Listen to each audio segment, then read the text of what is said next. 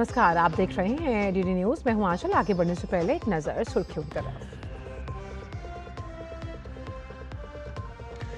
125 साल के इंतजार के बाद भारत लौटी भगवान बुद्ध से जुड़ी विरासत। प्रधानमंत्री नरेंद्र मोदी ने किया पवित्र पिपरवा अवशेषों की अंतर्राष्ट्रीय प्रदर्शनी का उद्घाटन। कहा, ये पवित्र अवशेष भारत की पूजनीय विरासत और सभ्यता का अटूट हिस्सा।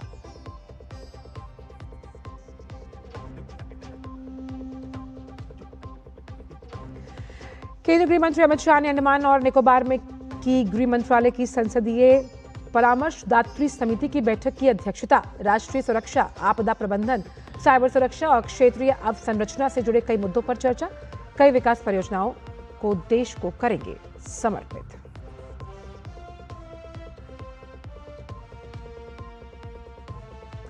नक्सल मुक्त भारत अभियान को मिली बड़ी सफलता। छत्तीसगढ़ के बीजापुर और सुकमा में अलग अलग मुठभेड़ों में 14 नक्सली ढेर, भारी मात्रा में हथियार और विस्फोटक बरामद।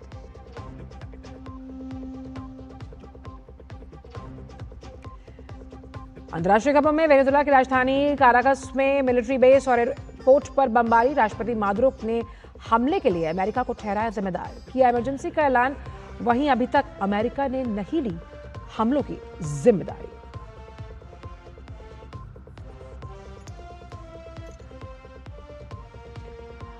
और खेल की खबरों में बीसीसीआई के निर्देश के बाद केकेआर ने मुस्तफिजुर रहमान को किया रिलीज। नहीं खेल पाएंगे आईपीएल के अगले संस्करण में। रिप्लेसमेंट के तौर पर किसी अन्य खिलाड़ी को शामिल करने की मिली अनुमति। और अब जान लेते हैं सभी खबरों को विस्तार के साथ। प्रधानमंत्री नरेंद्र मोदी ने राय पिथौरा सांस्कृतिक परिसर में भगवान बुद्ध के पवित्र पिपरवा अवशेषों की भव्य अंतर्राष्ट्रीय प्रदर्शनी का शुभारंभ किया। इस प्रदर्शनी में एक सदी से अधिक समय के बाद वापस लाए गए पिपरवा अवशेषों के साथ साथ राष्ट्रीय संग्रहालय नई दिल्ली और भारतीय संग्रहालय कोलकाता के संरक्षित पिपरवा के प्रमाणिक अवशेष और पुरातात्विक सामग्री भी प्रदर्शित की गई। ये प्रदर्शनी भगवान बुद्ध के महान विचारों को और अधिक लोकप्रिय बनाने की सरकार की प्रतिबद्धता के अनुरूप है। ये देश के युवाओं और इसकी समृद्ध संस्कृति के बीच संबंध बढ़ाने का एक प्रयास है। पीएम ने कहा कि गुलामी हमारी विरासत को भी तबाह कर देती है। उन्होंने कहा कि हमारी सभ्यता के प्रतीक भगवान बुद्ध के अवशेषों के साथ भी यही हुआ, लेकिन आज सरकार के प्रयास से सदियों से देश के बाहर ये पवित्र अवशेष देश में वापस आए हैं।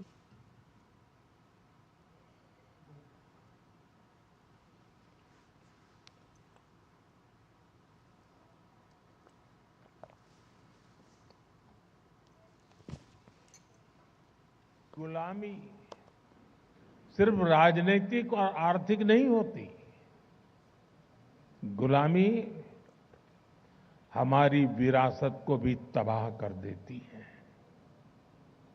भगवान बुद्ध के पवित्र रेलिक्स के साथ भी यही हुआ। गुलामी के कालखंड में इन्हें भारत से छीना गया और तब से करीब 125 साल तक ये देश से बाहर ही रहे।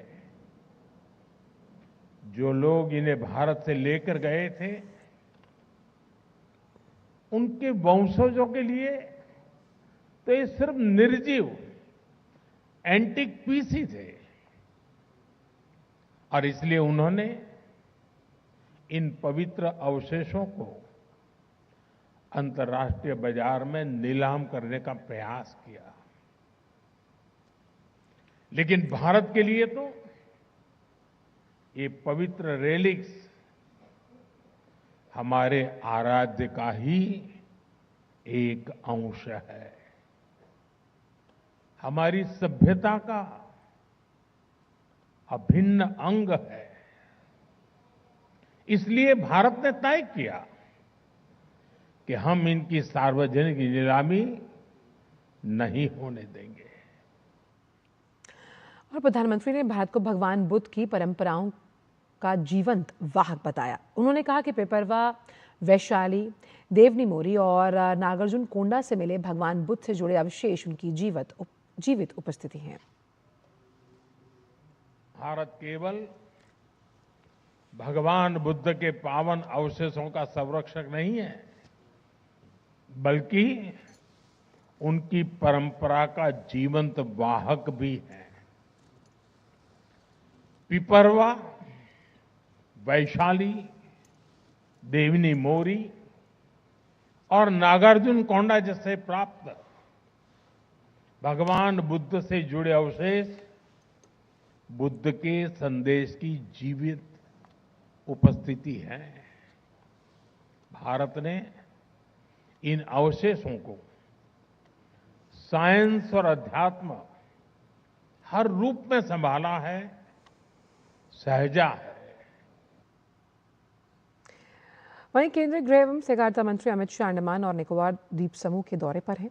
अमित शाह ने आज श्री विजयपुरम में गृह मंत्रालय की संसदीय परामर्शदात्री समिति की बैठक की अध्यक्षता की। बैठक में सेंट्रल फोरेंसिक साइंस लेबोरेटरी और नेशनल फोरेंसिक साइंस यूनिवर्सिटी से जुड़े विषयों पर चर्चा की गई। बैठक में केंद्रीय गृह राज्य मंत्री नित्यानंद राय, बंडी संजय कुमार संसदीय क्रोनोलॉजिकल ऑर्डर में समझने की कोशिश करते हैं तो 3 जनवरी 2026 बीजापुर और सुकमा में नक्सली मुठभेड़ हुई। वहीं 3 जनवरी 2026 की अगर बात करें तो अब तक 14 नक्सलियों के शव बरामद किए गए हैं। वहीं 1 जनवरी 2026 बेगूसराय में इनामी नक्सली को ढेर किया गया। और वहीं पिछले साल 25 दिसंबर 2025 की अगर बात की जाए तो ओडिशा में नक्सली कमांडर गणेश समेत 6 नक्सलियों को ढेर किया गया। पिछले साल 3 दिसंबर 2025 को दंतेवाड़ा बीजापुर बॉर्डर पर 12 जो नक्सली हैं वो मारे गए थे। 2025 317 नक्सलियों का खात्मा, शीर्ष नेतृत्व मारा गया। नक्सलियों के खिलाफ बड़ी कार्रवाई की किस तरह से इसे खत्म करना है।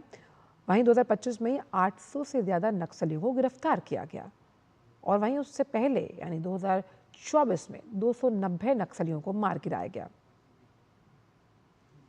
और 2000 से अधिक नक्सलियों का आत्मसमर्पण भी 2025 में हुआ है। किस तरह से बड़ी कार्रवाई को अंजाम दिया गया।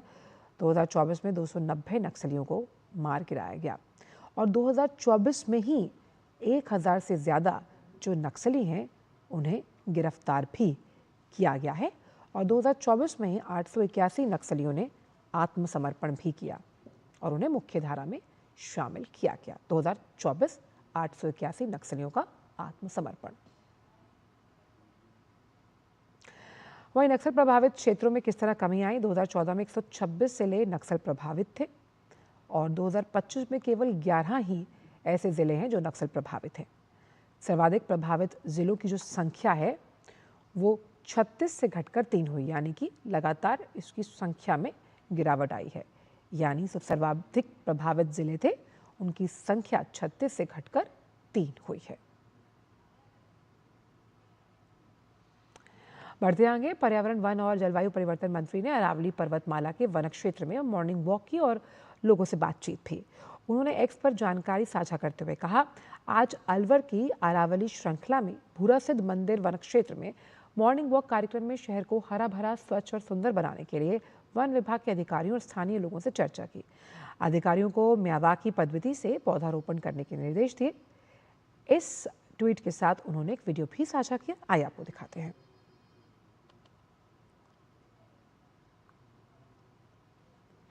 जो वीडियो साझा किया है आइए आपको दिखाते हैं।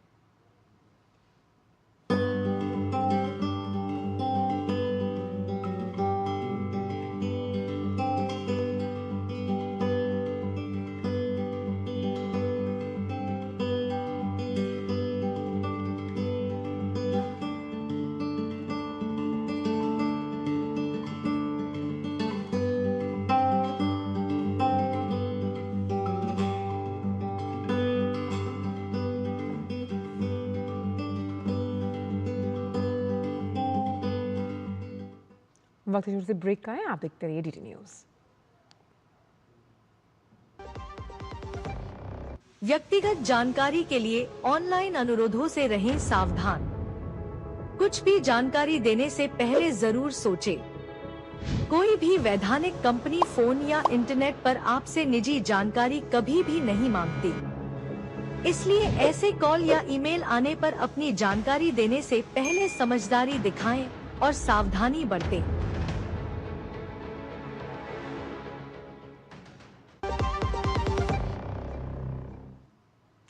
ब्रेक के बाद सभी का स्वागत। तो बढ़ते आगे, कैबिनेट सचिव टीवी सोमनाथन ने कहा कि सरकार की अपनी भूमि अधिग्रहण नीति में बदलाव करने की कोई योजना नहीं। प्रधानमंत्री की अध्यक्षता में आयोजित सक्रिय शासन और समयबद्ध कार्यान्वयन यानी प्रगति की बैठक के बाद टीवी सोमनाथन ने जानकारी दी है।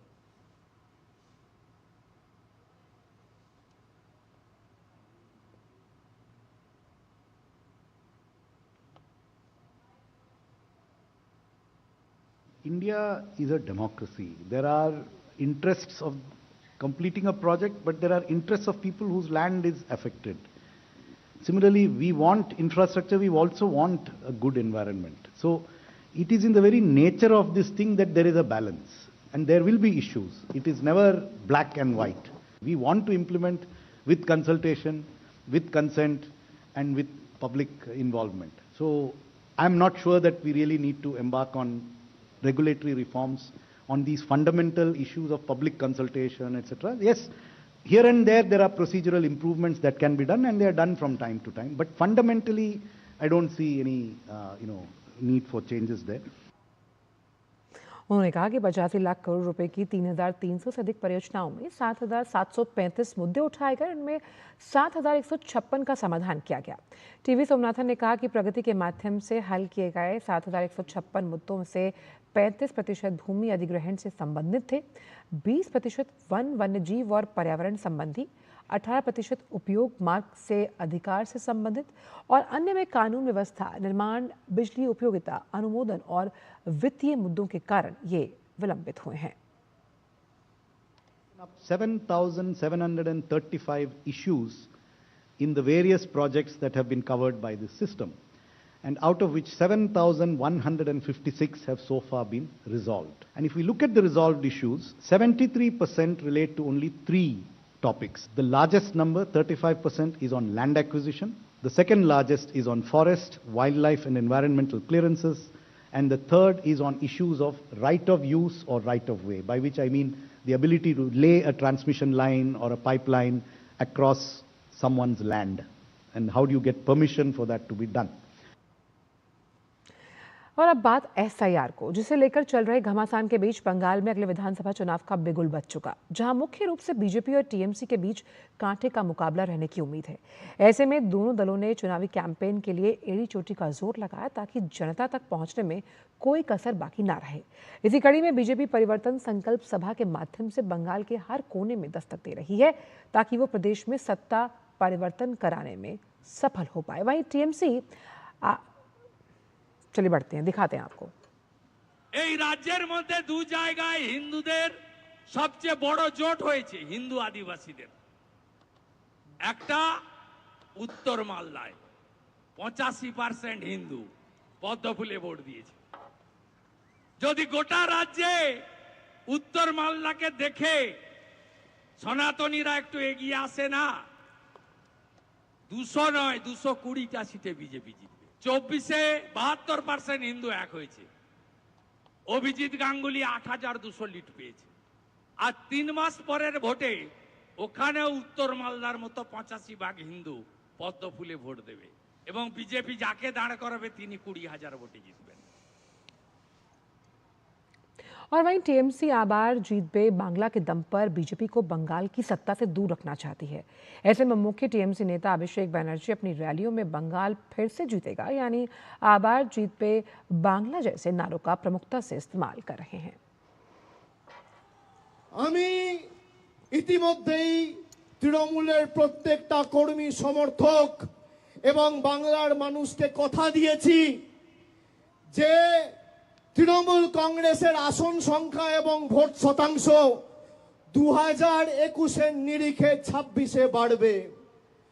2021-এ তৃণমূল জিতেছিল দক্ষিণ 24 পরগনা জেলার কোন আসনে তৃণমূলের জয়ের ব্যবধান যেন 50,000-এর নিচে না হয়, আপনাদের সুনিশ্চিত করতে হবে। बीजेपी नेता और पश्चिम बंगाल के नेता प्रतिपक्ष शुभेंदु अधिकारी ने बताया कि प्रधानमंत्री नरेंद्र मोदी इसी महीने राज्य का दौरा करेंगे। भाजपा मालदा में बड़ी जनसभा की तैयारी कर रही है। प्रधानमंत्री मालदा और हावड़ा में राजनीतिक सभाएं करेंगे। इसके अलावा प्रदेश के लोगों को रेलवे की तरफ से मिली सौगातें दी जाएंगी। वहीं प्रधानमंत्री हावड़ा गुवाहाटी वंदे भारत स्लीपर ट्रेन को भी हरी झंडी दिखाएंगे।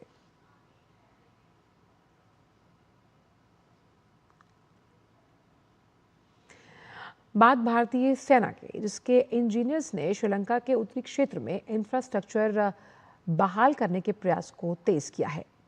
किलिनोच्ची और जाफना के बीच महत्वपूर्ण double lane Bailey bridge launch करने के बाद अब KM21 कैंडी में B492 हाईवे पर 100 फीट का जो बेली ब्रिज है उसके निर्माण की तैयारी शुरू कर दी गई। इसके लिए साइट को मजबूत और सुरक्षित बनाया जा रहा है।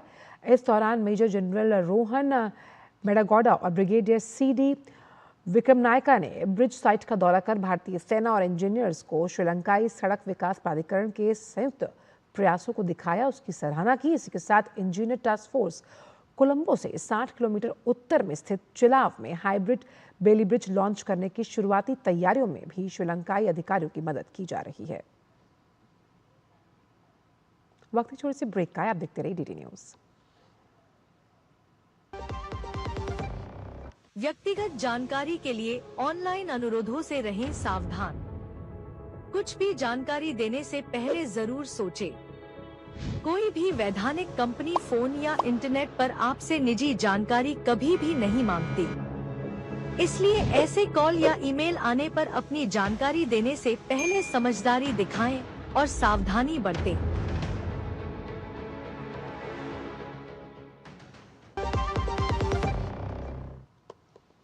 ब्रेक के बाद सभी का स्वागत। बात एक बार फिर पश्चिम बंगाल की, जहां संदेश खाली फिर से चर्चा में है। जहां पिछले साल शेख शाहजहां को पकड़ने के लिए गए ईडी के अधिकारियों पर जानलेवा हमला किया गया, वहीं अब पश्चिम बंगाल पुलिस पर हमला हुआ। शुक्रवार को चुनचुरा इलाके में जमीन विवाद की सूचना मिलने पर पुलिस टीम मौके पर पहुंची। जानकारी के मुताबिक विवादित जमीन पर किसी भी तरह के निर्माण पर अदालत की तरफ से रोक लगाई गई थी। उसके बाद भी विवादित जमीन पर अदालत के आदेश की अवहेलना करते हुए निर्माण शुरू कर दिया गया, जिसके बाद जैसे ही पुलिस की टीम गांव में दाखिल हुई, अतिक्रमणकारियों ने उन पर पथराव शुरू किया। बाद में अतिरिक्त पुलिस बल ने मौके पर पहुंचकर हालात पर काबू पाया। इस मामले में अब तक 9 लोगों को गिरफ्तार किया गया, जिनमें TMC प्रधान और उप प्रधान शामिल हैं। घटना में शामिल अन्य आरोपियों की तलाश की जा रही है।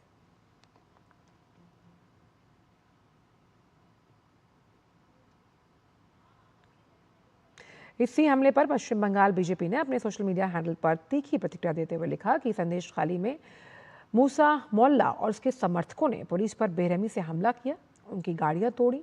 मूसा TMC कार्यकर्ता ही घटना शेख शाहजहां के आदमियों द्वारा ईडी अधिकारियों पर किए गए हमले की याद दिलाती है। साथ ही पश्चिम बंगाल ने आरोप लगाया कि संदेश खाली में जो कुछ हम देख रहे हैं उससे पता चलता है कि पश्चिम बंगाल धीरे धीरे पश्चिमी बांग्लादेश में तब्दील हो रहा है। बढ़ते आगे और बात करते हैं दिल्ली पुलिस की। साल 2025 में दिल्ली पुलिस की एयरपोर्ट यूनिट ने अपराध के खिलाफ ताबड़तोड़ कार्रवाई करते हुए बड़ी उपलब्धि हासिल की। एयरपोर्ट की सुरक्षा को मजबूत करने और अंतर्राष्ट्रीय अपराधों पर लगाम लगाने के लिए यूनिट ने फर्जी वीजा, पासपोर्ट रैकेट, टाउटिंग, चोरी और भगौड़ों के खिलाफ व्यापक अभियान चलाया। दिल्ली पुलिस एयरपोर्ट यूनिट ने साल 2025 के दौरान फर्जी वीजा और पासपोर्ट रैकेट के खिलाफ बड़ी कार्रवाई करते हुए 130 आरोपियों को गिरफ्तार किया। इस कार्रवाई के तहत 100 से अधिक संदिग्ध बैंक खातों को भी फ्रीज किया गया, जिनका इस्तेमाल अवैध गतिविधियों में किया जा रहा था। वहीं यूनिट ने 300 से अधिक टाउटिंग के मामले दर्ज किए, जिनमें 400 आरोपियों को गिरफ्तार किया गया।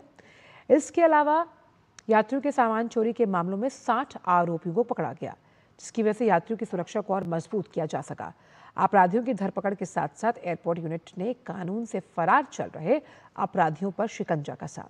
2025 में 100 से ज्यादा भगोड़ों को गिरफ्तार किया गया। वहीं आरोपियों की निगरानी के लिए 140 लुकआउट सर्कुलर जारी करवाए गए। अधिकारियों का कहना है कि एयरपोर्ट को अपराध मुक्त सुरक्षित बनाने के लिए यह अभियान आगे भी जारी रहेगा।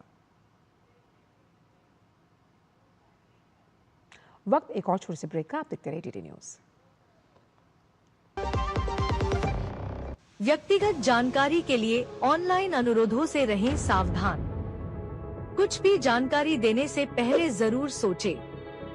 कोई भी वैधानिक कंपनी फोन या इंटरनेट पर आपसे निजी जानकारी कभी भी नहीं मांगती। इसलिए ऐसे कॉल या ईमेल आने पर अपनी जानकारी देने से पहले समझदारी दिखाएं और सावधानी बरतें।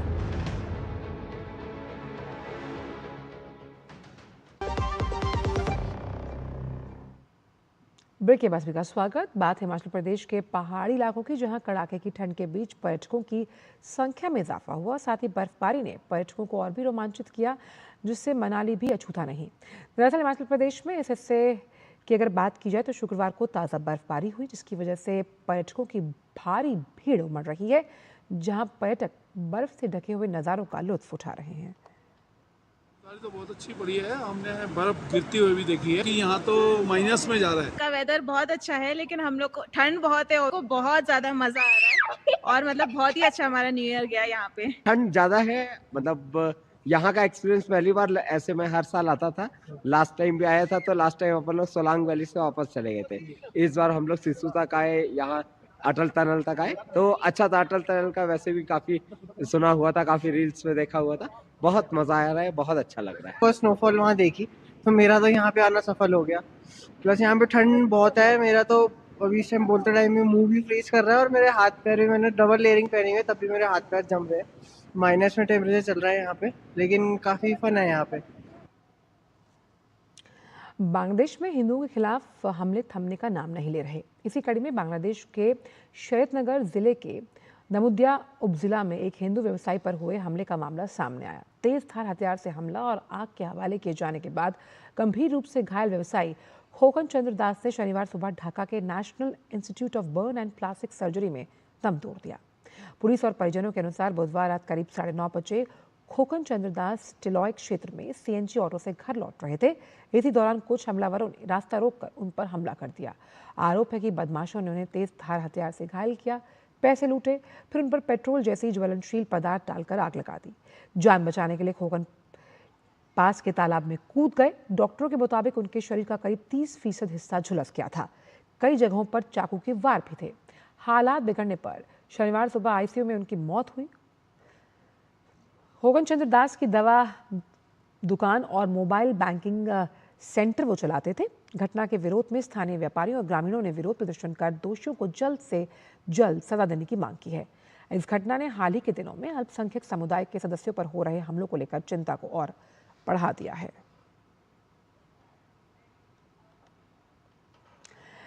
और अब बात वेनेजुएला की, जिसकी राजधानी काराकस शनिवार तड़के भीषण धमाकों से दहल उठी। स्थानीय मीडिया और प्रत्यक्षदर्शियों के अनुसार शहर के कई रणनीतिक ठिकानों पर संदिग्ध हवाई हमले किए गए, जिनके पीछे वेनेजुएला सरकार ने अमेरिका का हाथ बताया।